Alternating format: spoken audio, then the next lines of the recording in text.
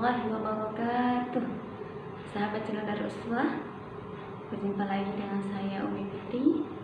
Pada video kali ini kita akan membahas tentang sejarah berdirinya Rumah Tahfiz Darul Uswah.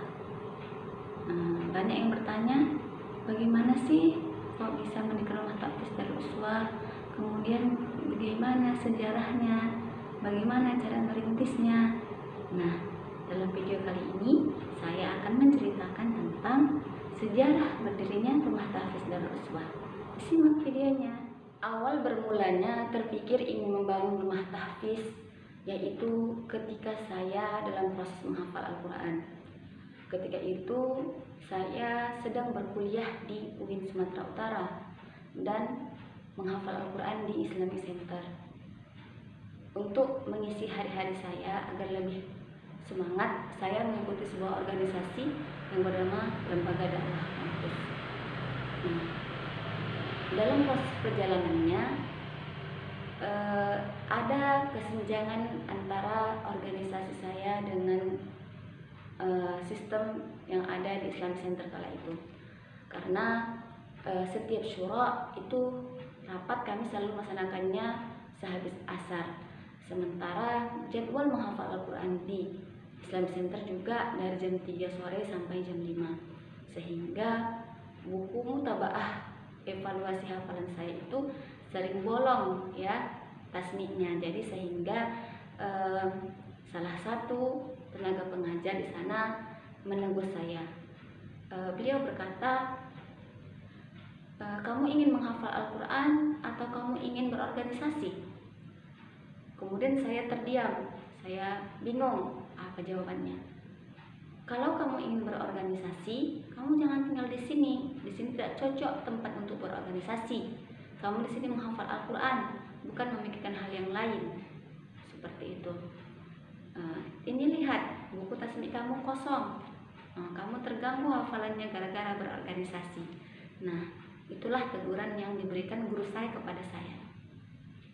Kemudian, ialah saya harus memilih, yaitu ketika kita memilih sebuah jalan, kita harus mengorbankan jalan yang lain. Bismillahirrahmanirrahim. Saya fokus untuk menghafal Al-Quran dulu. Insya Allah dakwah akan saya lanjutkan nanti setelah saya khatam. Nah, begitulah yang terjadi, sehingga ketika saya sudah khatam, saya berpikir ingin membangun sebuah lembaga penghafal Al-Quran tentunya, tapi yang sinkron dengan dakwah. Seperti itu. Jadilah saya mendirikan Rumah Tahfiz Darul Uswah, yang mana dalam kegiatan Darul Uswah ini memadukan antara penghafal Al-Quran dan dakwah. Menghafal Al-Quran dan dakwah, seperti itu. Jadi santri diwajibkan menghafal Al-Quran, tapi juga harus berdakwah. Seperti misalnya kegiatan Jumat berbagi, kemudian kegiatan pengabdian masyarakat, kemudian training tahfizul Al-Quran, yang mensosialisasikan kegiatan menghafal Al-Quran ini kepada masyarakat. Seperti itu.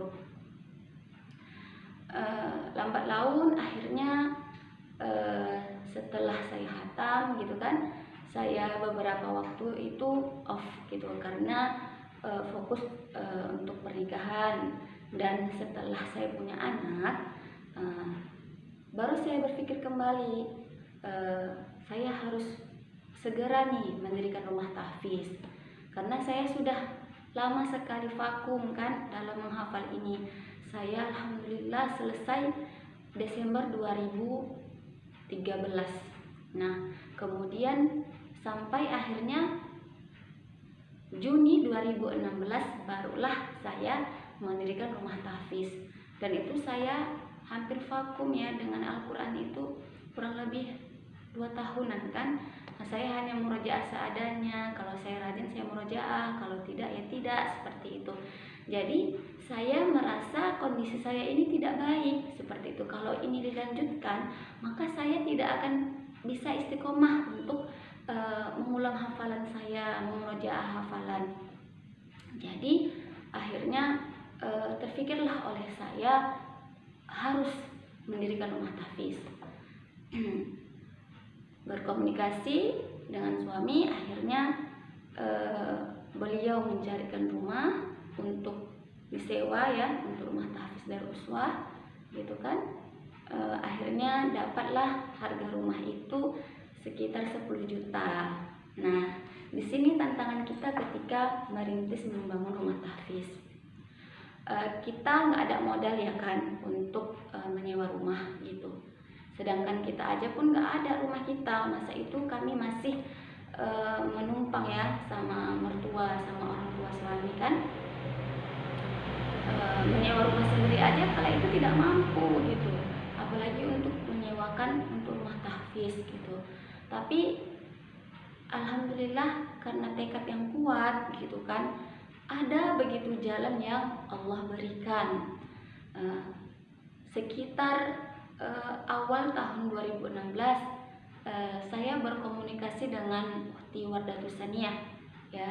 Alhamdulillah sekarang beliau sudah menjadi pelopor rumah tahfiz Al-Quran di Batubara.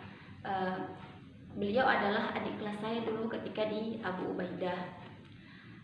Bercerita dengan dia bahwa keinginan saya itu ingin mendirikan rumah tahfiz. Akhirnya beliau pun sangat mendukung, ayo kak saya bantu. Nah pada saat itu beliau sedang berkuliah di UIN Sumatera Utara. Nah saya dengan melalui perantaraan beliau saya suruhlah untuk mencari rumah untuk tempat penghafal Al-Quran nantinya. Akhirnya didapatlah di Komplek Petran ya. Dinego ternyata harganya 10 juta. Bingung luar biasa kala itu bagaimana cara untuk mendapatkan uang 10 juta gitu, sementara kami juga tidak ada seperti itu kan. Jadi akhirnya cari teman sana sini, pinjam sana sini ya. Alhamdulillah terkumpullah 10 juta. Dan akhirnya pada Juni 2016 kami menyewakan rumah untuk para santri itu di Blok C nomor 78. Nah, kami menyewa rumah itu bulan Juni. Tapi santrinya belum ada. Nah, di sini luar biasa gitu perjuangannya. Kita udah menyewa rumah, tapi santri nggak ada gitu. Karena kita juga harus menebar brosur kan, orang pengen lihat gitu. Mana rumah tahfiz itu, mana dianya, mana bangunannya. Kalau misalnya kita membuat brosur atau pengumuman ada rumah tahfiz Darul Uswah tapi tidak ada bangunannya, orang nggak percaya dengan lembaga yang akan kita rintis. Namun permasalahan keduanya, ketika kita menyewa rumah terlebih dahulu, belum ada santri yang akan tinggal di rumah itu. Seperti itu kan. Nah, jadi Juni kami sewa rumahnya, 2 bulan kemudian baru dapat santrinya. Jadi Agustus baru dimulai pembelajaran. Barulah dapat sekitar 5 orang santri dan 1 orang musrifah.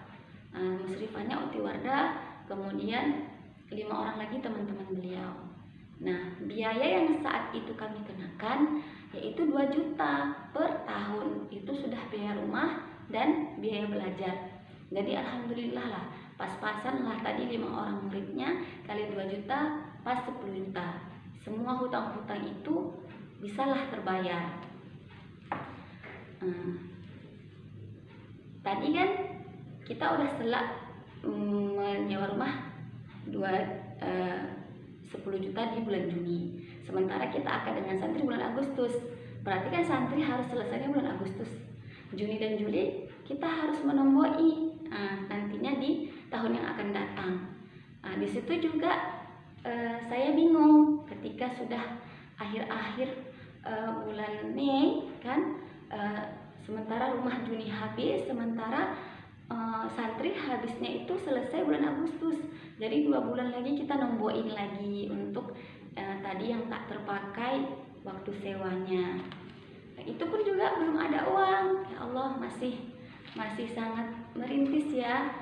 Kala itu saya hanya guru tahfiz di sebuah lembaga gitu ya, yang gajinya itu per pekan gitu.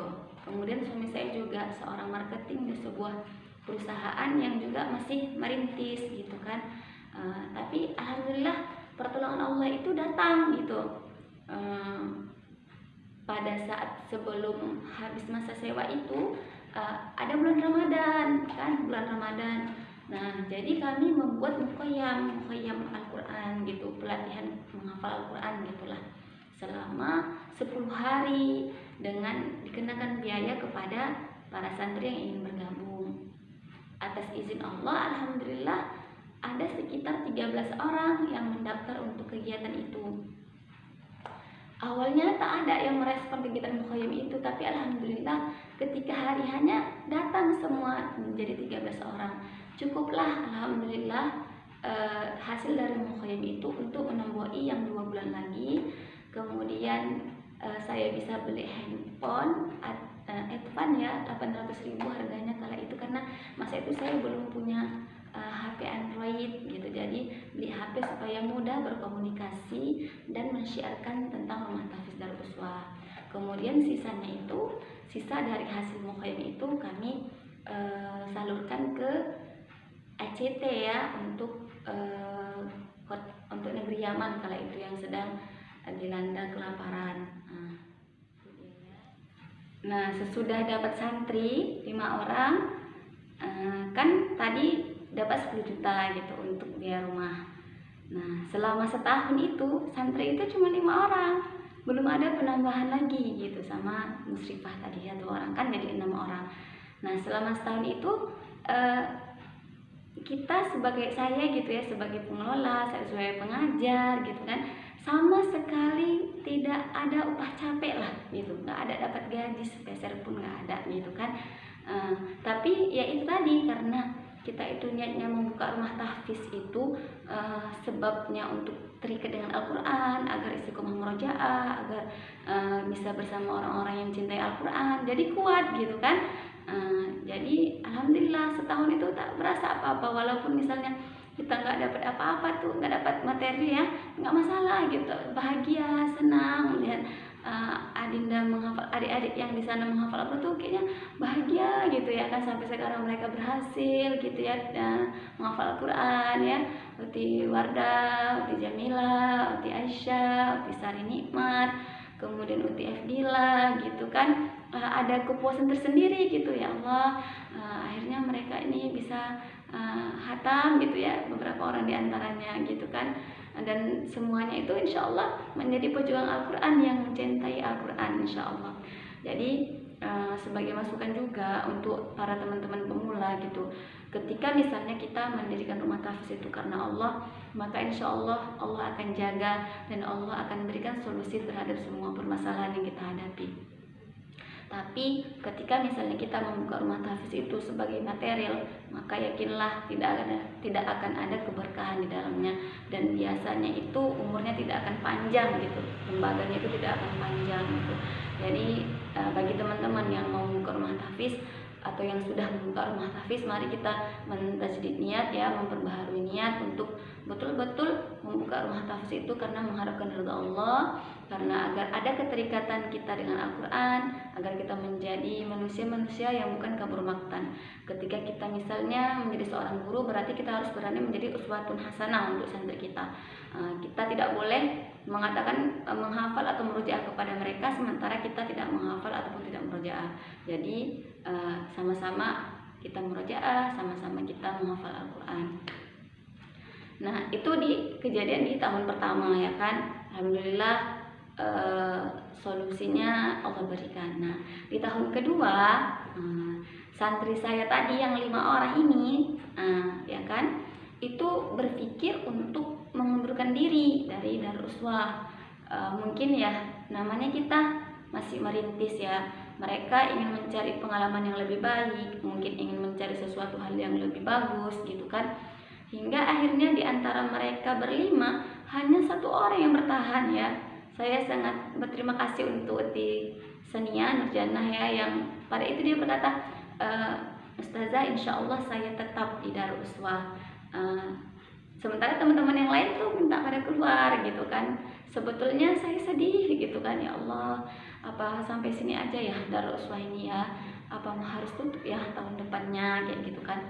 Tapi saya berkata begini kepada mereka, nggak masalah kalau kalian mau keluar, nggak apa-apa.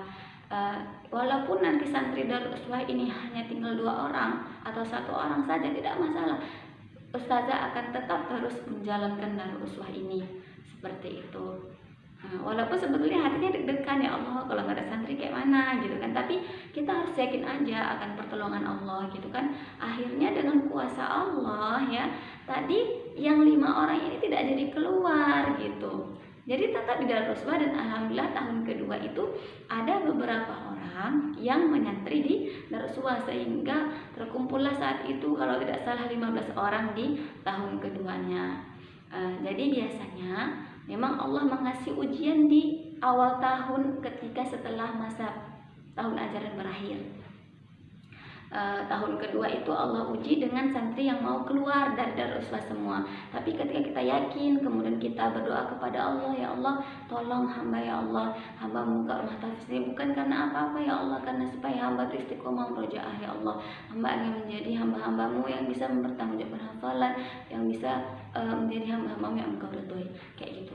Jadi kuatnya tekad tadi itu kan, walaupun diuji Allah kayak gitu kuat, alhamdulillah lepas lagi ujian di tahun kedua. Alhamdulillah semua santri bertahan dan banyak beberapa santri yang masuk gitu kan. Jadi alhamdulillah. Jadi untuk teman-teman sekalian, itu kisah sejarah singkatnya ya. Kalau yang lain-lain banyak lagi sebetulnya, cuman kita batasi sampai di sini aja. Pesan saya adalah ketika misalnya kita mendirikan rumah tahfiz Darul Uswah itu, mendirikan rumah tahfiz, niatkan semuanya itu karena Allah. Kemudian tidak boleh ada iri-irian, merasa bahwa ketika ada teman kita yang buka rumah tahfiz kita merasa sebagai saingan, itu tak boleh ya. Semakin banyak rumah tahfiz atau lembaga penghafal Al-Quran, maka kita harus bersyukur. Artinya apa? Akan semakin banyak orang yang akan menghafal Al-Quran. Tidak ada saingan dalam menghafal Al-Quran. Semakin banyak, semakin bagus. Maka akan semakin banyak generasi yang mencintai Al-Quran. Untuk teman-teman sekalian, mungkin video yang saya bagikan kali ini semoga bermanfaat ya. Bagi yang takut, jangan takut lagi gitu. Mengenai perizinan atau administrasi lembaga itu sembari berjalannya waktu saja. Kalau tidak urgen tidak masalah. Kalau dia rumah tahfiz itu tidak perlu akte yayasan lah, karena dia nggak resmi gitu kan, kecuali kita misalnya punya TK atau misalnya kita mau mendirikan sekolah SD aliyah kayak gitu kan, kita baru fokus ke sana. Tapi kalau misalnya nggak urgen kali, yang penting awalnya itu adalah bangun saja dulu, buka saja dulu. Mengenai perizinan dan lain-lain sembarinya waktu.